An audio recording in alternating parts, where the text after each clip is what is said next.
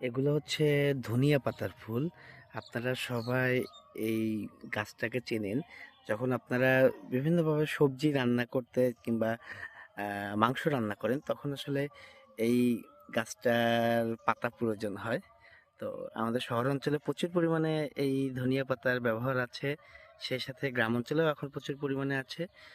আর অনেকেই আসলে এই ফুলটা সম্পর্কে জানেন না যে ধনিয়া পাতার ফুল আসলে কিরকম হয়। তো এগুলো হচ্ছে ধনিয়া পাতার ফুল। ধনিয়া পাতা যেরকম ফুল ধরে এরকম খুব সুন্দর গন্ধও আছে।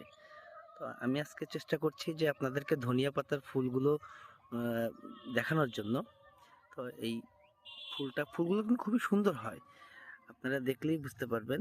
আপনারা দেখ আমি দেখানোর চেষ্টা করছি, আসলে কিভাবে পারছি তা জানি না যে এরকম ভাবে পারবো কিনা। এগুলো যখন আসলে ফুলটা ধরে তখন এই অবস্থায় থাকে এবং পরবর্তীতে এরকম সাদা হয়ে যায়।